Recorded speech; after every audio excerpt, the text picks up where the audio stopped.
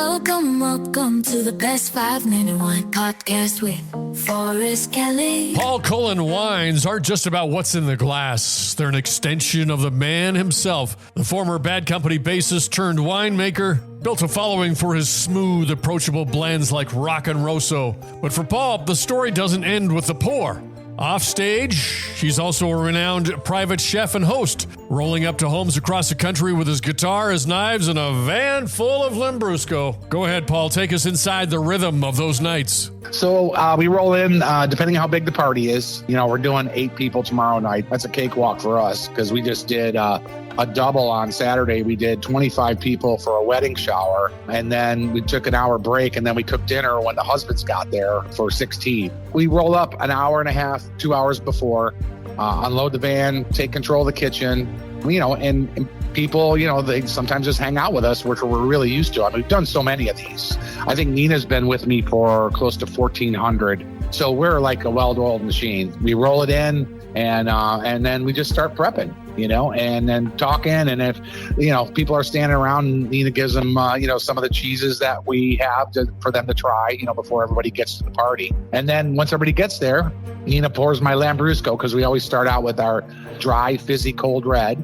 And then we already have the Antipasti, which is about, I don't know, probably about 14, 15 small bites, along with a charcuterie board. 45 minutes in, we sit them down and drop salad or soup, depending on, you know, the time of the season. And then entrees. And then we give everybody a break, and then we pick a place where they want me to play, by the fireplace, the fire pit, whatever. And then I start playing music, and Nina does all the cleanup and has dessert for everybody ready by the time that I'm done playing. And then we're out of there. And so once the party starts, it's about 2.5 hours from the time we leave, and which is pretty darn good. You know, we don't lollygag, we don't hang around unless they have really good cigars and bourbon. That's funny. You said lollygag. I was trying to explain to somebody the other day what that exactly meant, and I was like, I think you're more confused, and I'm more confused. But I know when somebody's lollygagging, I know when they're doing it.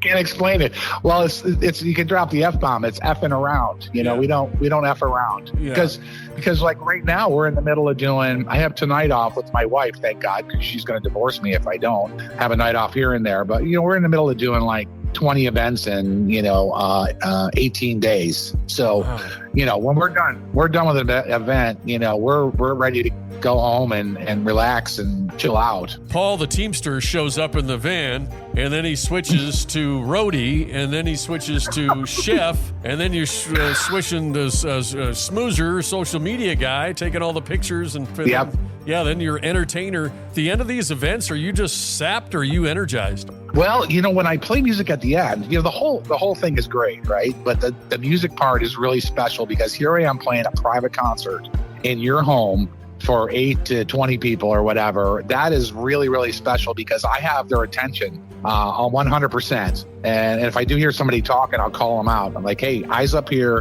1, 2, 3, eyes on me, you know. And but that's usually not the case. People are really enthralled with the fact, you know, that I used to be famous, and here I am playing those songs. And then I have, since 2007, when I switched to guitar, I have over 50 originals, which I finally got them all up on Spotify. But so I'm actually energized a bit, you know, and knock back a bourbon, you know, take pictures, hug everybody, and then me and Nina are off, and then we start it all over again the next day.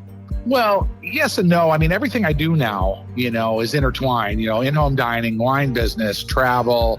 And then Paul Cares, my nonprofit. So I've had people that come to our room. Paul Cares owns a concert venue. In fact, we have John Ford Coley of England and John Ford Coley doing 3 sold-out shows. And I'd really love to see you tonight. Those people come here for shows. They have me cook dinner for them in their home. They go on vacation with us, and or they buy my wine, you know, so it's all kind of intertwined. From the kitchen to the stage, Paul Cullen proves that passion doesn't need boundaries, just needs good or bad company. Whether he's serving up a Lambrusco, a house-made pasta, or a private concert by the fire pit, every night ends the same way, with music, laughter, and a toast to the good life. That's Paul Cullen, musician, winemaker, and chef, blending flavor and harmony one dinner at a time. The best 5-minute wine podcast. Don't forget my favorite part. Please like and follow. Oh,